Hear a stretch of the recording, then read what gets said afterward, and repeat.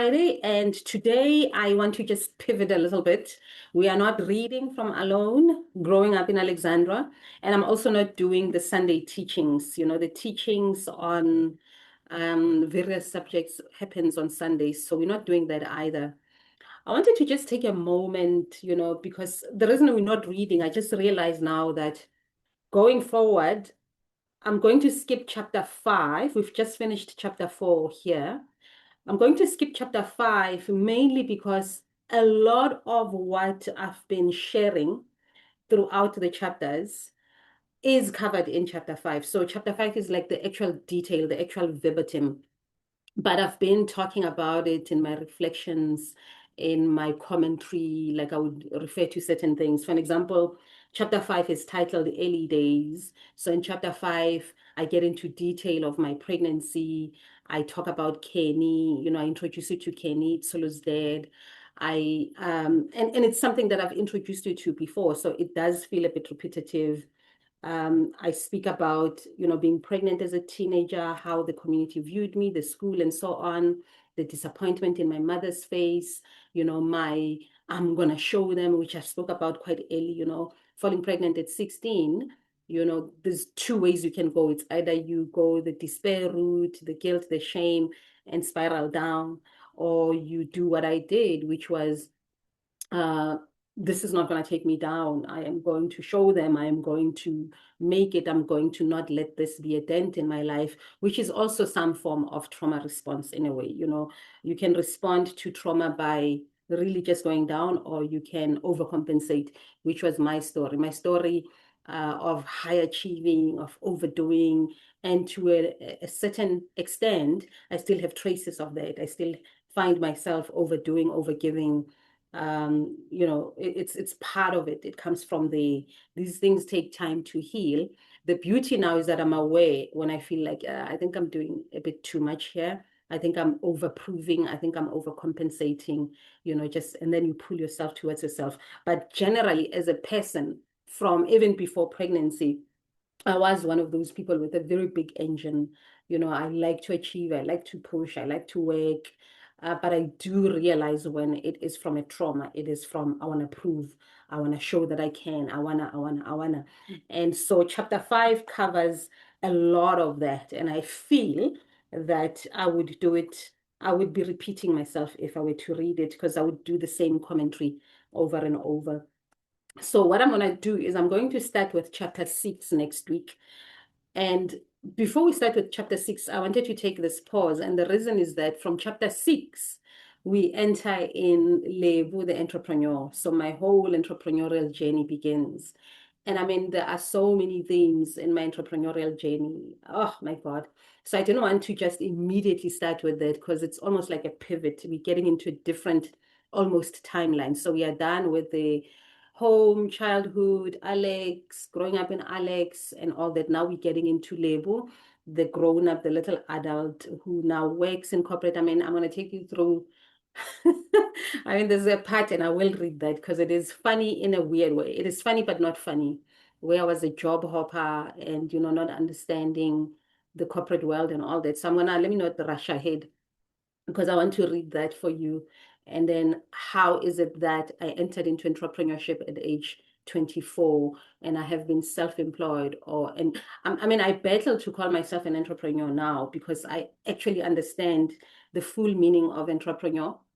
It is so cold. Oh my God, it is so cold in the Karoo. I had something inside here, but I looked so bulky. I looked weird. So I took it off, but now I am freezing. I am freezing. It's a very, very cold week in the whole of South Africa. Yeah, so I struggle with the word entrepreneur, especially knowing what it means. I rather feel like I'm entrepreneurial as opposed to an entrepreneur. There's a subtle but distinct difference. So the way I do things is very entrepreneurial. I earn my own income. I go through the struggles or the challenges of not being in a steady type of vibe, very freelancer, very income comes when income comes, when you work, sometimes it's this much, sometimes it's that much, sometimes there isn't anything. So very entrepreneurial. in that I am not an employee. That I tried doesn't work for me. And I get that it works for a lot of people, but it doesn't really work for me. But I'm also not an entrepreneur in a sense that I'm really not into scaling. I'm really not about scaling and creating a huge organization, becoming a businesswoman. I'm not a businesswoman, and we're going to get into all that.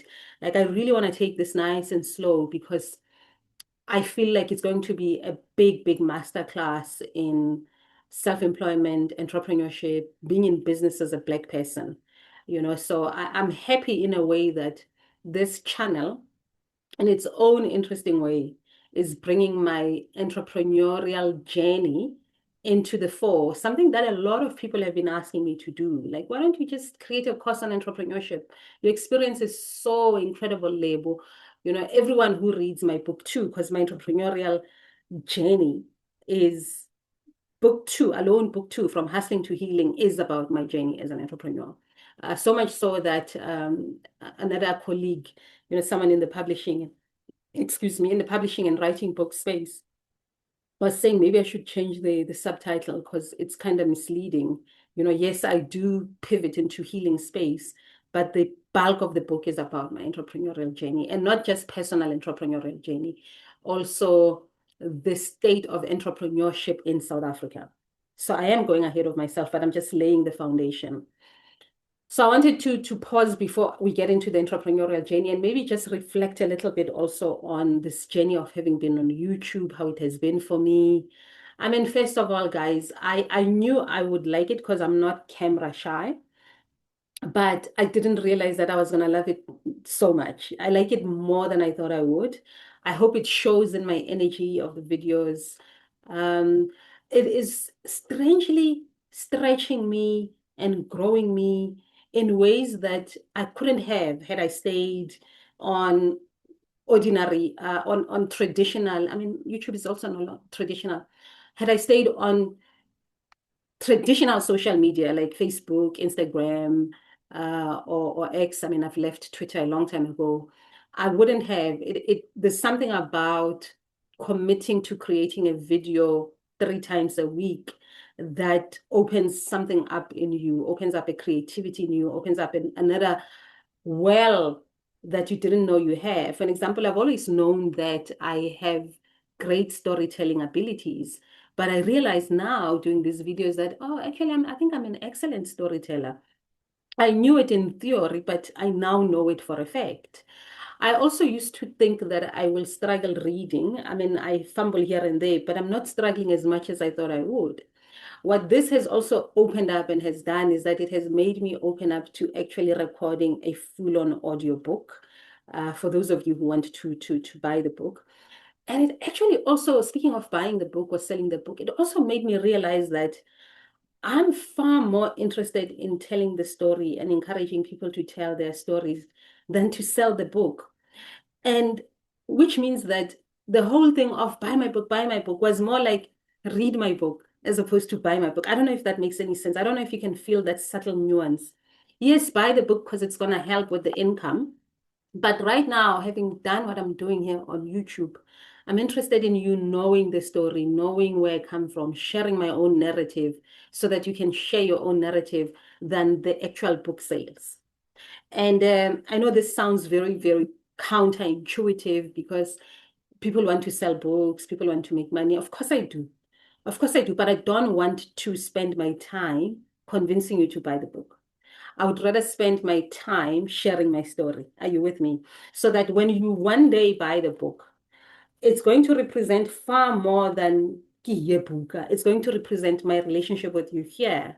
It's going to represent what you've seen me, what you've heard me, some of those choky emotional moments I've had. So it's going to be more of a, I think it will hold deeper meaning. I don't know. That's just how I feel, so that one day when you buy it, when you see me live, when I do live shows, when I do tours, and I autograph that book and I say at the end, here is my story. I cannot wait to hear yours. It it has more weight than just if all you've ever heard was buy my book, buy my book, buy my book, me selling the book, and you don't know why. Also, I mean, we are known to be a culture of not buying books per se, but I don't think we are a culture that doesn't like stories. I think we love people's stories. I mean, I've said this before in one of the videos that I feel like as South Africans, as South African women in particular, the reason I feel like a lot of us need to write our stories, need to, and again, as I always say, does not have to be a book. Can be on a blog, it can be on a newsletter, it can be on a Facebook post where you share your stories every week. I think we have a lot to share, and I think we have a lot to heal because sharing your story is a healing exercise. It not only heals you, it heals those who are listening to it as well. And as they heal, they impact the people in their lives. I can tell you now, just going through these few chapters and sharing some of these memories, some of the things I've written, it has been so therapeutic. Once again, another benefit I did not see coming of creating these videos is a benefit of how therapeutic they've been. I mean, sometimes I would record a video and I would be done with it. Sorry, I am cold and I can actually feel my voice shaking. It's not emotions, it's freezing. And this wall behind me, so I'm trying to like be in front so that I'm not like this. So I would finish the recording and I would just sit so quietly as I'm going back to memory lane and reminiscing, and then I'll take my journal and I'll journal a little bit about it at night, about the actual recording and what it revealed, the moments where I'd be emotional. I mean, there was a moment after recording, I had myself a good cry. And I was like, wow, I didn't realize that was still there. And so it's been such a joy. I mean, I know a lot of people come to YouTube for numbers and to benefit monetarily, YouTube will pay you, blah, blah, blah. I'm sure that will happen. I'm sure I'll get there. I'm sure I'll get enough subscribers. I'm sure YouTube will one day pay me. But I don't know how to even, I wish I could show you my heart. I'm not for that. And this surprises me because had I done this videos, had I done this YouTube channel last year or even early this year, it would have been about the money. It would have been. I was in that vibe. I was in that energy. I was talking to my friend Nolita, because she's one of the bingers. She's listening now. I see you, Nolita. I know you're watching. And she's like, oh my God, your YouTube, you feel different. And I know that I'm feeling different because I think it is so healing for me. And it is letting go of a lot of baggage, including the baggage of everything that you do has to turn into money and into profit. And I want you to understand the distinction I want to make here. I'm not saying I don't want money. I'm not saying that I don't want to reach 1,000 subscribers and 4,000 views, which I'm nearly there, by the way. The views themselves are just over 3,000 now. It's so interesting. That's collective views, views from people who don't subscribe. There's more people who don't subscribe than those who subscribe. And I used to roll my eyes whenever I would watch a YouTube creator saying, yeah, 70% of you, or 60% of you who watch are not subscribed. And I used to like, oh yeah, there they go again. It's true. It's true. When I look at my stats, it's always the longer stat are viewers who don't subscribe than the people who subscribe. So that's why the views are more. I know that I will get there. I know I'll get to 4,000 views. I know I'll get to 1,000 subscribers and beyond. And I know that I'll get paid. But that is not the premise. I'm not coming from that point of view. I'm coming from, I feel it is urgent. And I used to say this at the beginning when I started with videos. I feel it is urgent that we share our stories as Black South African women and share them in an honored, respected way, not in this vomiting thing where you are conjuring or manufacturing vulnerability and connection on social media.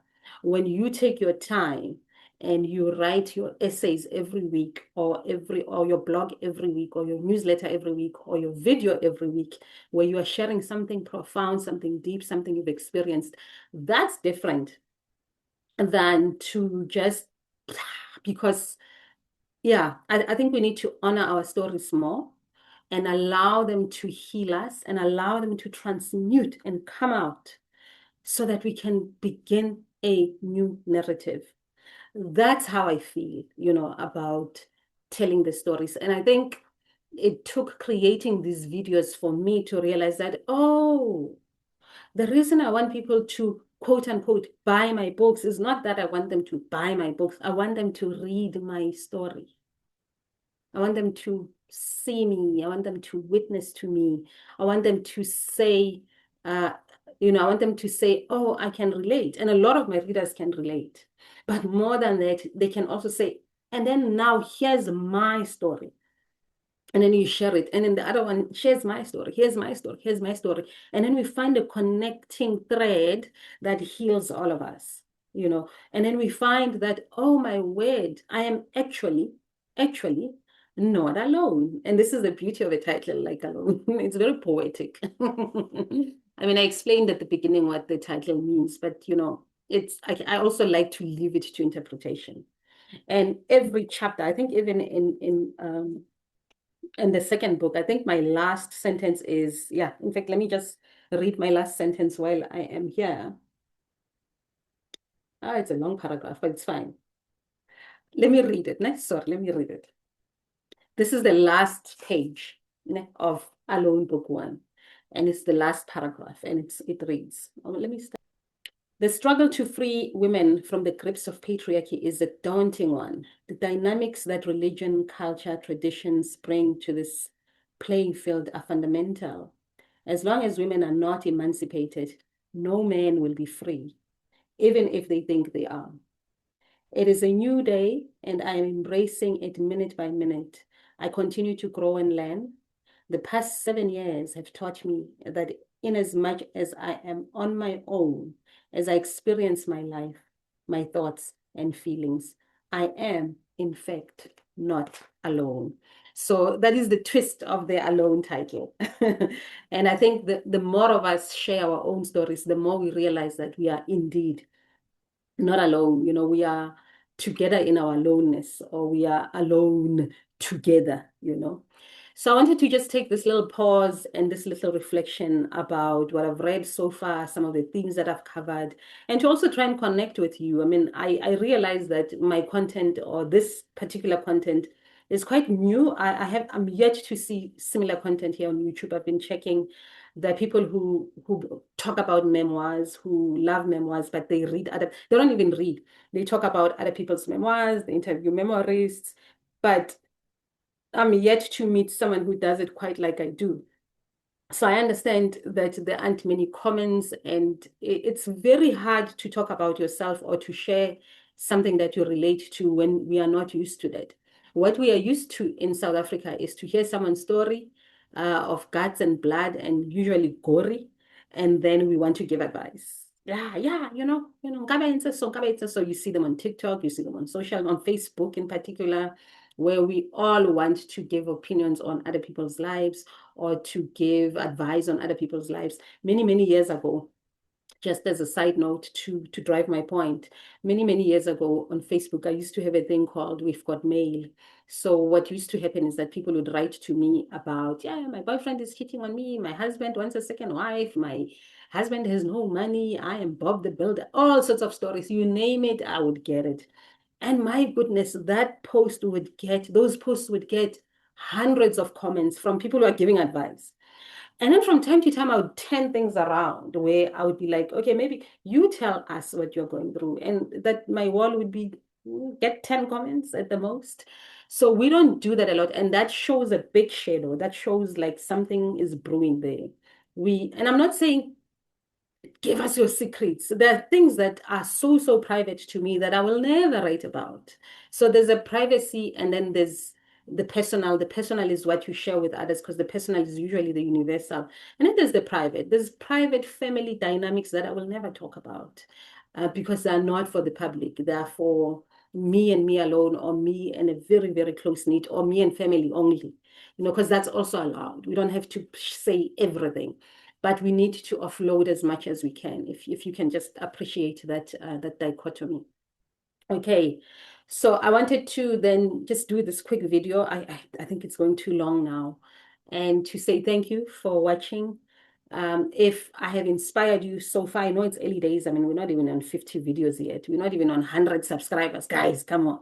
Yo, that's also quite surprising because I knew that the subscription would be slow, but not this slow. So that's like, this is a tough, tough one, but it's all right. It's all right. We'll get there. And I wanted to thank you personally to say, you have been just seeing that someone is watching. I remember getting excited for 10 views at the beginning. Now we are at least in the 40s, After 24 hours, you'll see a video getting about 40 views. So we're growing, we're getting there slowly. And I know that we'll get to the hundreds and the 200s and so on. So I'm very excited. And I wanted to also say that you have not made a mistake by subscribing. I'm here for a while. I plan to be here for a bit. There is so, so much. I mean, there's going to be a combination of reading, as I've been doing, of teaching. I have so many themes that I want to teach on, teachings that are meant to help us heal. And as usual, I always say that for deeper, deeper healing work, please head to my Patreon for coaching. Patreon. There's also my email address somewhere there if you want to come for coaching. There's a lot that I want to offer, and I am very happy that I eventually and finally started the YouTube channel. I don't think I started late. I think this is the time. There's nothing as you started earlier, you started late. You just started at the time that you started. Just like the podcast, when I created the podcast, it was mainly audio. It impacted a lot of people. And I just did not want to move it to YouTube. And I think it's time. It has done its time. This is the journey I'm on now. I don't think it will only be me talking. It's not going to always be me talking. I want to talk to other people who've written memoirs. I would like them to come and read a chapter or two and reflect on the Liverpool channel. I'd like to interview people. I'd like to do live coaching. And there's a lot that I have in mind for the channel. And the next phase or the next few weeks, we are going to be talking about, we're going to be reading on me as an entrepreneur. We are going to be teaching on other concepts, and I feel like me as an entrepreneur is going to be more teary than the childhood stuff because, yeah, I can actually feel my emotions starting to come up already now. It's not the cold this time. This time is the emotions because it has been such a hard journey, and there is a lot that we are not told about this path. And there is a lot that entrepreneurs themselves do not share. And there is a lot that people don't want to hear about being Black and being an entrepreneur and starting a business in this country. So I'm going to bring my story, and hopefully it will help you see something that you are missing. Hopefully it will also encourage you to go on your own, at some point, to just leave the past, John Titi. I'm kidding, don't. Please don't. Do what you need to do. We all choose our paths. We all have different strengths. We all can tolerate different things. I just couldn't tolerate corporate. I don't think I could, unless if they bring me as as CEO. I'm joking, guys. I'm joking. And then from next week, we'll start on the entrepreneurial bar. And it's going to be quite fascinating. I feel this video is way too long, so I'm just going to end it here and say, this is my story. I cannot wait to hear yours.